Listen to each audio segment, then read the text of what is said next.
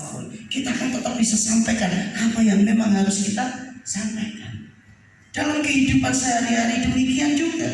Tuhan Yesus bilang kepada para murid, selagi masih siang, selagi masih ada kesempatan, ayo kita bekerja. Selama aku di dalam dunia, akulah terang dunia. Tuhan Yesus sedang katakan begini, aku masih sama-sama dengan kalian kok. Mau takut apa sih? Kalian lapar, aku bertanggung jawab untuk memberi engkau makan. Kalian haus, aku bertanggung jawab untuk melepaskan dahagamu. Tuhan Yesus ada di mana? Dalam hati. Berarti ketika kita sedih, Tuhan Yesus rasa sedih tidak? Halo? Ketika kita sedang kalut, ketika kita sedang frustasi, ketika kita sedang berjalan terseok-seok dalam kehidupan ini, Tuhan Yesus rasa enggak? Sangat terasa. Sangat merasakan. Tetapi kadang-kala kita cuek, kita nggak nyadar Tuhan Yesus ada sama-sama kita. Sehingga dalam satu peristiwa di mana kapal itu terombang-ambing, Tuhan Yesus tertidur, para murid bangunkan dengan kasar, "Guru, engkau tidak peduli kalau kita binasa?" Loh, ini kan aneh. Padahal sebelumnya para murid sudah melihat mujizat demi mujizat dilakukan oleh Tuhan Yesus. Tetapi ketika Tuhan Yesus tertidur, mereka bilang, "Guru, engkau tidak peduli kalau kita binasa? Di kapal masih ada Tuhan Yesus loh." Kenapa saudara? Karena kita hilang fokus. Bapak Ibu dengarkan saya baik-baik. Sakit penyakit bisa membuat Bapak Ibu hilang fokus.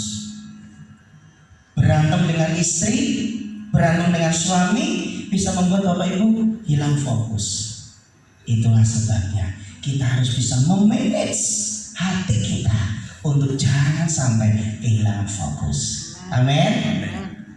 Semua boleh terjadi karena sebenarnya tidak ada sesuatu pun yang terjadi dalam hidup kita kalau tidak diizinkan Tuhan itu kita alami. Katakan amin.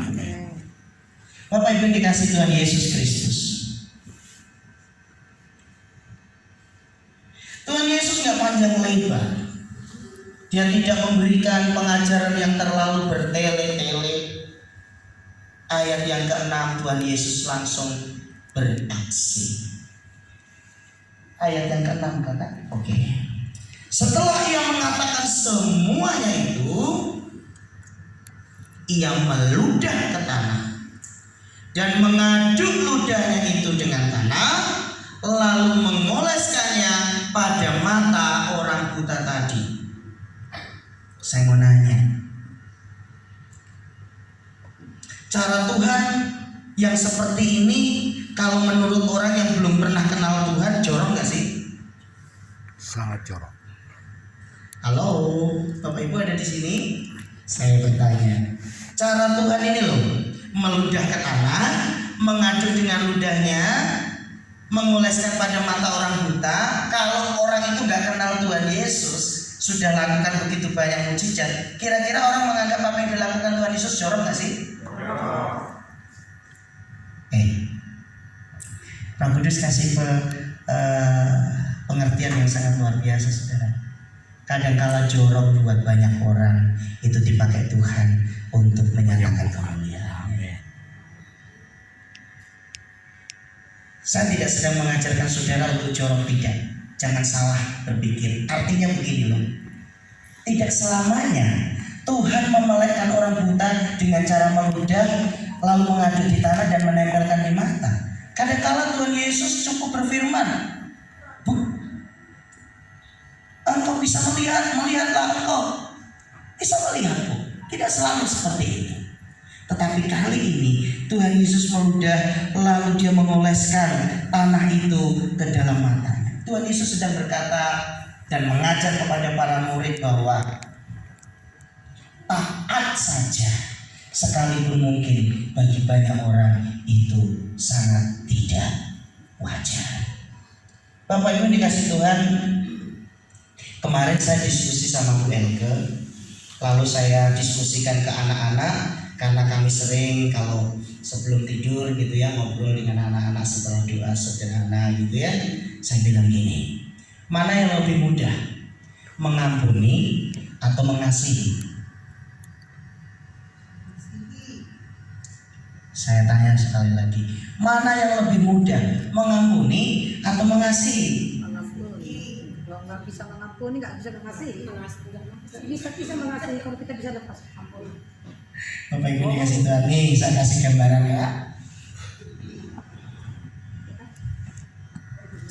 Semoga dengan gambaran saya ini Bapak Ibu mulai bisa terbuka. Firman Tuhan bilang, barang siapa yang tidak bisa mengampuni saudaranya, maka Bapa di surga tidak akan mengampuni. Kalau Bapak Ibu mendengar kalimat itu, Bapak Ibu harus mengampuni enggak? Firman Tuhan bilang loh, barang siapa tidak bisa mengampuni saudaranya, maka Bapaknya yang di surga tidak mengampuni. Berarti harus mengampuni enggak? Harus mengampuni. Pertanyaannya adalah, mengampuninya levelnya seberapa? Itu cuma saudara yang tahu. Ada beberapa level pengampunan saudara. Nih saya kasih contoh. Saya kok capek saudara. Saya kasih contoh ya saudara ya. Level yang paling rendah mengampuni. Dia bikin salah sama saudara, ya udahlah, urusannya lah. Yang penting aku nggak mau bersentuhan sama dia. Itu level yang paling rendah. Mengampuni tapi nggak mau bersentuhan dengan orang itu. Udahlah, urus masing-masing lah. Yang penting lu kagak rugi gua kagak ganggu lu. Masing-masing kita ya. Makan juga piring masing-masing kok. Itu yang paling rendah. Tapi bisa mengampuni. Setidaknya di mulut lah. Masalah di hati itu cuma Tuhan yang tahu. Level yang lebih tinggi lagi, mengampuni pakai syarat.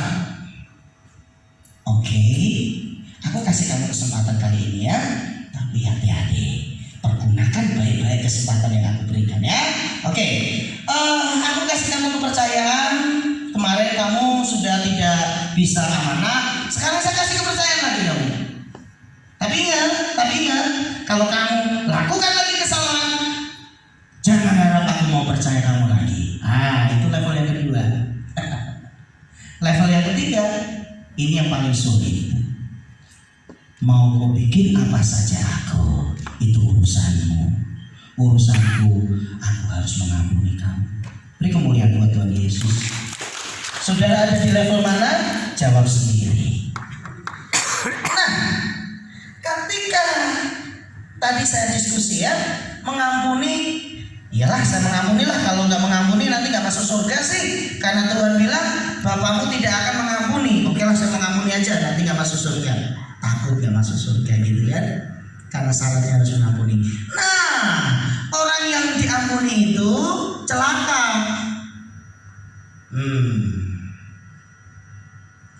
Kalau saudara bahagia, senang, orang yang pernah musuhin kamu celaka, berarti saudara pengampunannya masih level yang paling rendah, saudara.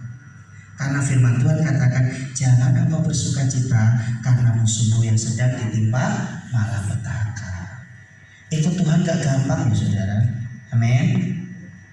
Ikut Tuhan itu pikul salib sangkal diri. Gak gampang. Mana lebih mudah, mengampuni atau mengasihi?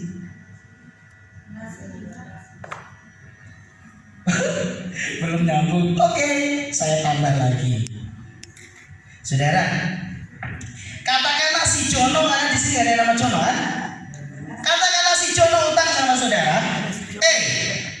Aku mau bayar anak sekolah 200.000 lah. Padahal saudara uang 200.000 mau pakai untuk katakanlah ada keperluan yang penting gitu, tapi masih bisa ditunda karena dia bilang 1 minggu lagi dia mau kembalikan, dan memang 1 minggu lagi saudara baru pakai uang itu. Si Jono nih ya, si Jono, karena nggak ada nama Jono di sini. Nah kemudian 1 minggu berikutnya, pas hari-harinya saudara butuh uang itu untuk keperluan saudara itu, saudara telepon John. Ini udah 1 minggu kan? Iya, aduh sorry, bisa please, sorry. Besok lah ya. Saya mau nanya sama saudara, jengkel nggak? Kira-kira kalau si Jono datang lagi kepada saudara, saudara bisa percaya sama Jono nggak? Tidak. Sangat sulit. Tetapi ketika Jono lagi pergi kerja, kemudian karena kena musibah dia keserempet, lalu masuk rumah sakit, saudara dengar dari temannya si Jono, si Jono kasihan, dia keserempet motor, sekarang dia lagi di rumah sakit. Nah saudara yang dikasih Tuhan, pertanyaan saya, lebih mudah mana, mengampuni atau mengasihi? Kalau mengampuni, oke lah si John, aku kasih kamu kesempatan lah, minggu depan kamu bayar. Tapi kalau itu mengampuni. Tapi kalau mengasihi, ketika Jono dalam keadaan seperti itu, saudara masih menolong si Jono yang sudah bikin rugi saudara. Mana yang lebih mudah, mengampuni atau mengasihi? Mengampuni lebih mudah daripada mengasihi. Kenapa saya katakan seperti itu? Yohanes pasal 3 ayat 16. Karena begitu besar kasih Allah akan dunia ini, sehingga dia memberikan anaknya yang tunggal, supaya barang siapa yang percaya kepada dia tidak binasa, melainkan beroleh hidup yang kekal. Dan kasih itu sempurna, sehingga dia mau mati di atas kayu salib. Kasih itu identik berkorban saudara, sehingga mengasihi itu lebih sulit daripada mengampuni. Karena mengampuni ada level-levelnya tadi yang saya sampaikan saudara. Tapi kalau mengasihi nggak pakai level saudara. Mengasihi itu kasih kepada Allah dan kasih kepada sesama. Makanya disebut hukum yang terutama. Kasihilah Tuhan Allahmu dengan segenap hatimu, segenap kekuatanmu, dan dengan segenap akal budimu. Dan kasihilah sesamamu manusia seperti engkau mengasihi dirimu sendiri. Bapak Ibu dikasih Tuhan, setelah ia mengatakan semuanya itu yang meludah ke tanah dan mengaduk ludahnya itu dengan tanah, lalu mengoleskannya pada mata orang buta tadi, dan berkata kepadanya, pergilah, basuhlah dirimu dalam kolam Siloam. Siloam artinya yang diutus. Maka pergilah orang itu, ia membasuh dirinya, lalu kembali dengan matanya sudah melek. Saya mau bertanya, ketika Tuhan Yesus mengoles dengan air ludahnya yang dicampur dengan tanah, kemudian berkata, pergilah ke kolam Siloam, orang itu sudah melek belum? Ayo baca baik-baik. Dan berkata kepadanya, pergilah, basuhlah dirimu dalam kolam Siloam. Siloam artinya yang diutus. Perhatikan baik-baik. Yuk baca sama-sama yuk, supaya kita belajar firman Tuhan. 3, 2, 1. Maka pergilah orang itu, ia membasuh dirinya, lalu kembali dengan matanya sudah melek. Pertanyaan saya, ketika dikasih tadi suruh pergi ke kolam Siloam, udah melek atau belum? Belum. Makanya disuruh pergi untuk membasuh diri di kolam Siloam. Saudara yang dikasih Tuhan, aduh Roh Kudus singkapkan kebenaran ini indah sekali. Ini orang ketika dikasih tanah yang diolesi ludah itu geli gak sih saudara? Matanya dikasih kayak begituan, geli kan? Aduh, tapi gak terjadi apa-apa gitu ya. Dia buka matanya juga masih gelap gitu. Udah digituin, udah ngalami keadaan yang tidak menyenangkan, tidak nyaman, disuruh pergi lagi. Tidak dijelaskan di sini tempat di mana Tuhan Yesus berkata pergilah ke kolam Siloam itu dekat atau tidak kolam itu. Tidak dijelaskan. Tetapi yang menarik adalah orang ini taat. Saudara, ketaatan itu kunci untuk kita menerima mujizat Tuhan. Katakan amin. Amin. Karena taat itu tidak mudah. Taat itu butuh pengorbanan. Taat itu butuh komitmen. Bapak Ibu dikasih Tuhan.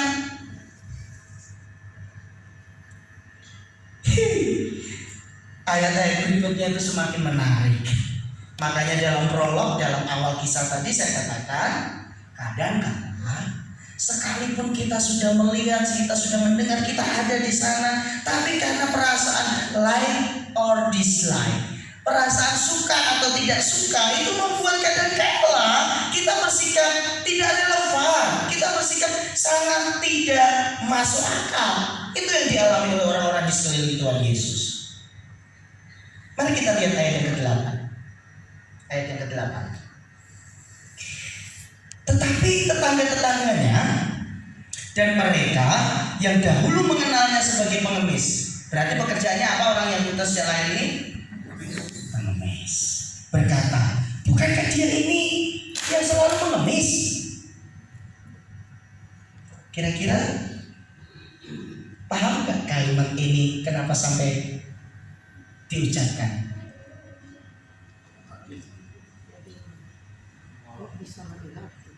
Tetapi tetangga-tetangganya dan mereka yang dahulu mengenalnya sebagai pengemis berkata, bukankah dia ini yang selalu mengemis? Ada yang berkata, benar dialah ini. Ada pula yang berkata, bukan, tetapi ia serupa dengan dia. Orang itu sendiri berkata, benar, akulah itu. Saudara, kalau seandainya saudara ada dalam peristiwa itu, saya punya pengalaman begini saudara. Satu ketika saya buka di postingan Facebook, ada seseorang yang sedang tergolek lemah di ranjang rumah sakit. Wajahnya tuh mirip sekali dengan seseorang yang saya kenal. Kemudian saya screenshot, saya kirim kepada orang yang saya kenal tersebut. Saya bilang, ini benar Anda? Ini kapan kok saya sampai nggak tahu? Jawabannya bikin saya kaget. Di dunia ini Pak Pendeta, ada 7 yang kembar sama kita. Waduh, bingung saya dengan kalimat itu. Dia bilang katanya di dunia ini ada 7 orang yang kembar dengan kita, maksudnya mirip-mirip gitu loh. Ya antara percaya nggak percaya lah saudara. Tapi kadang-kala pernah saya alami gitu ya. Saya lagi makan dengan keluarga gitu. Ada orang bilang, Bapak kemarin ke situ ya? Perasaan kagak gitu ya. Oh mirip kali, saya gitu-gitu aja. Saudara dikasih Tuhan, sampai di sini belum ada perdebatan, belum ada sesuatu yang negatif. Antara gini loh, bener nggak sih ini yang ngemis itu? Perasaan kagak deh, kan dia buta. Kita kenal dari orok juga dia buta. Sekarang udah jalan-jalan. Isi orang yang mirip. Kira-kira kalau kalimat itu terucap masih wajar nggak saudara? Wajar dong. Orang sehari-hari kelihatan dia buta, tiba-tiba nggak buta gitu kan? Tapi menjadi tidak wajar ketika orang itu ditanya dan dia berkata benar, akulah itu. Lalu orang itu nggak percaya, itu yang jadi masalah. Lalu kita akan belajar lebih jauh lagi. Ayat yang ke-10, Mas Ju. Kata mereka kepadanya, bagaimana matamu menjadi melek? Kata mereka kepadanya, bagaimana matamu menjadi melek? Kalau menurut saudara, ini termasuk kategori kepo atau cari informasi atau benar-benar pengen tahu? Diborong. Ayat yang ke-11, jawabnya, orang yang disebut Yesus itu mengaduk tanah, mengoleskannya pada mataku dan berkata kepadaku, pergilah ke Siloam dan basuhlah dirimu. Lalu aku pergi, dan setelah aku membasuh diriku, aku dapat melihat. Kira-kira dengan penjelasan seperti ini udah fix, udah clear, udah jelas atau belum? Saya ulangi. Jawab orang yang udah melekkan matanya oleh Tuhan Yesus. Orang yang disebut Yesus itu, saya mau bertanya, dari mana orang buta ini tahu itu Yesus? Karena sering mendengar ada orang namanya Yesus sering buat mujizat, mengaduk tanah, mengoleskannya pada mataku. Kenapa dia bisa cerita padahal dia tidak melihat? Ya iyalah, kan pasti rasa ketika tanah yang diludahi Tuhan Yesus itu ditempel di mata, betul enggak? Dia saksi kunci, dialah yang mengalami.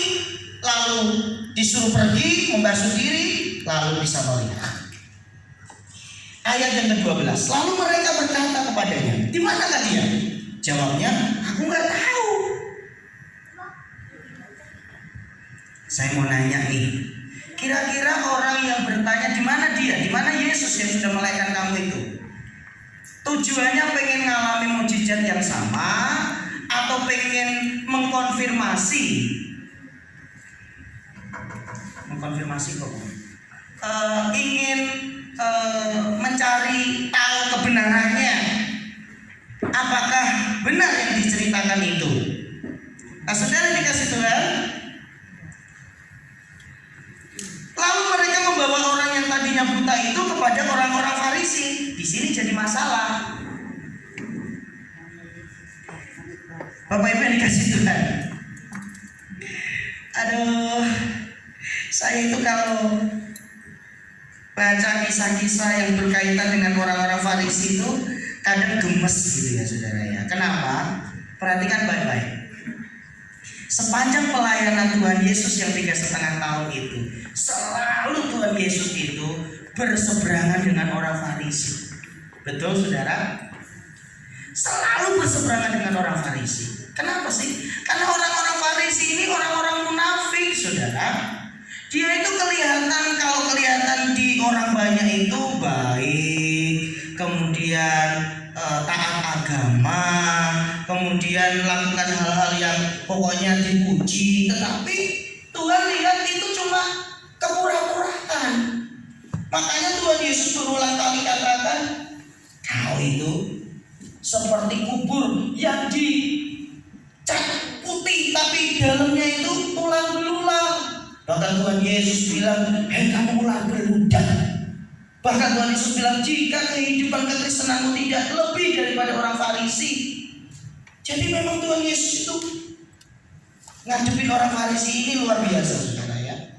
Lalu mereka membawa orang yang tadinya buta itu kepada orang-orang Farisi.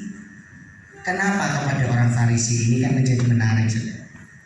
Kenapa kepada orang Farisi?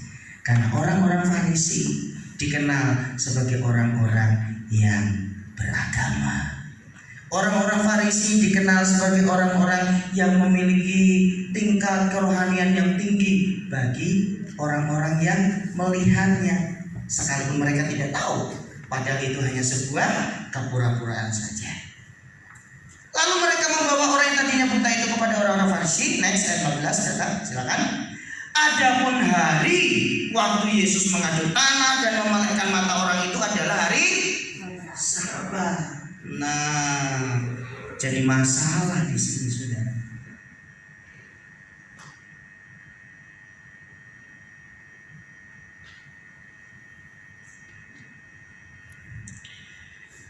Saya berusaha setiap kali menyampaikan firman itu memberikan pencerahan-pencerahan kepada jemaat sehingga mengerti kenapa sih kok Tuhan Yesus ditulis berulang kali di dalam Alkitab melakukan mujizat pada hari Sabat.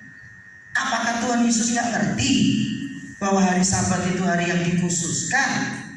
Apakah Tuhan Yesus sengaja bikin gara-gara atau gimana? Saya akan jelaskan kepada saudara. Saudara masih ingat Tuhan Yesus menembak lah ya bahasa saya orang-orang Farisi dengan berkata, kalau salah satu lembumu terperosok ke jurang pada hari Sabat, apakah engkau tidak menolongnya? Masih ingat kisah itu? Berbuat baik pada hari Sabat itu tidak apa-apa. Saudara dikasih Tuhan, saya akan jelaskan ya. Bangsa Israel itu hidup berdasarkan hukum Taurat, ya. Taurat itu artinya hukum-hukum, ya, aturan-aturan dari kata Taurat. Nah, dari hukum-hukum itu yang paling terkenal itu adalah 10 perintah Tuhan atau yang sering kita kenal sebagai dasar tita. Hormatilah orang tuamu, jangan ada patung, jangan ada Tuhan di hadapan, bla bla bla bla bla. Di situ juga ada kalimat kuduskanlah hari Sabat. Nah, supaya saya jelaskan di sini kenapa sampai ada perintah kuduskanlah hari Sabat. Jadi begini Bapak Ibu, manusia itu pada dasarnya serakah, ya. Manusia itu pada dasarnya tidak pernah puas, sehingga kalau dia tidak diingatkan bahwa harus ada waktu di mana engkau harus memberikan waktumu untuk Tuhan, kadang lupa gitu saudara. Tuhan mulai membandingkan hari Sabat itu dengan proses awal penciptaan semesta. Hari pertama jadilah ini, hari kedua, 3, 4, 5, 6. Kemudian di hari yang ketujuh Tuhan beristirahat. Sehingga hari yang ketujuh dikatakan kuduskanlah hari Sabat. Karena di hari itu adalah hari di mana engkau beristirahat. Hari itu di mana engkau memberikan syukurmu karena sepanjang sepekan Tuhan telah menolong engkau.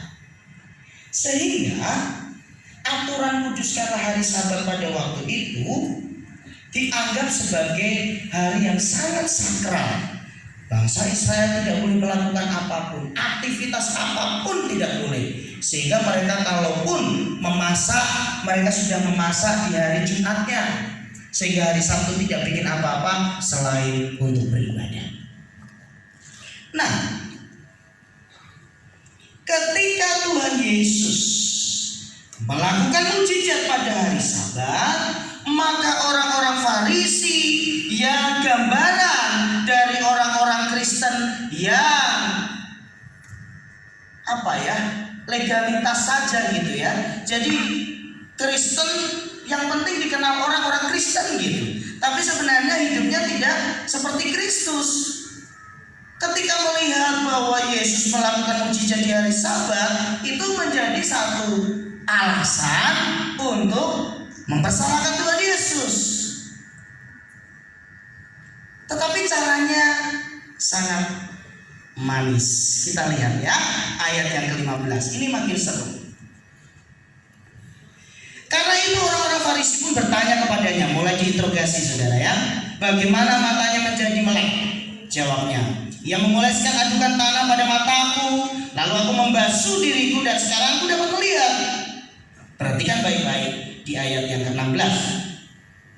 Maka kata sebagian orang-orang Farisi itu, perhatikan baik-baik. Maka kata sebagian orang-orang Farisi itu, kalau sebagian berarti ada yang sependapat atau tidak saudara? Pasti ada yang berseberangan juga ya. Orang ini tidak datang dari Allah sebab ia tidak memelihara hari Sabat. Itu bagian yang pertama. Sebagian pula berkata, bagaimanakah seorang berdosa dapat membuat mukjizat yang demikian? Maka timbullah pertentangan di antara mereka. Yang sebagian bilang nggak mungkin dari Allah melanggar hukum kuduskan hari Sabat. Yang sebagian bilang kamu nggak dari Allah kok bisa bikin mukjizat?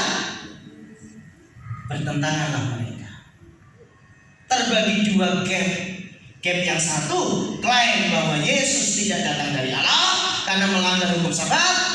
Klaim yang kedua, camp yang kedua, tidak mungkin kalau tidak dari Allah kau bisa berbuat mukjizat. Bapak Ibu yang dikasih Tuhan, dari zaman bahela, dari zaman dulu, yang namanya pertentangan itu biasa. Katakan biasa. Biasa. Jadi kalau ada pertentangan itu jangan wih kenapa sih ini? Oh, harusnya betul biasa, saudara, biasa.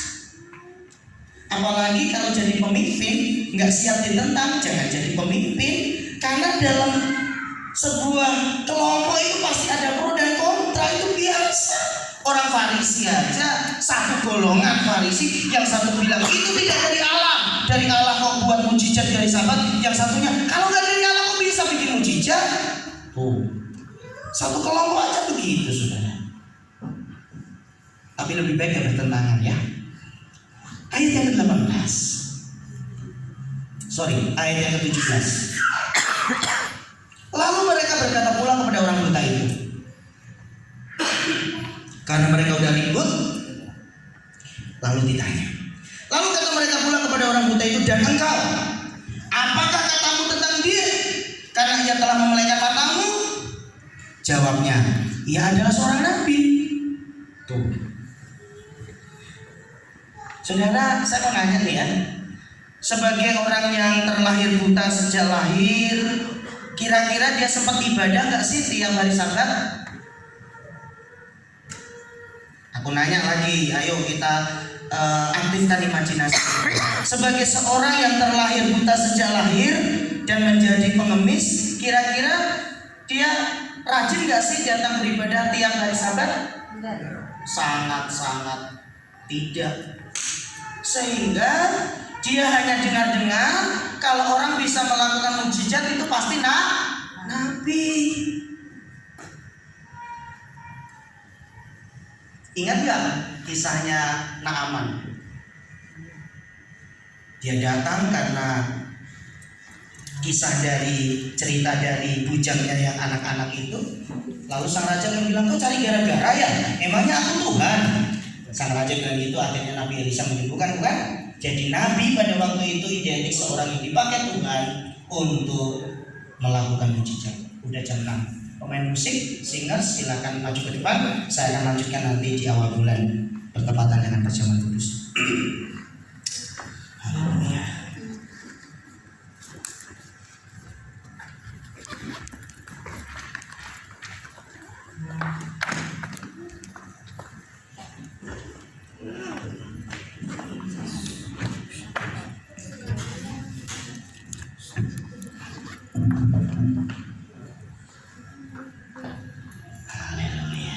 Mari Bapak Ibu kita bangkit berdiri, kita siapkan hati kita untuk kita boleh akhiri ibadah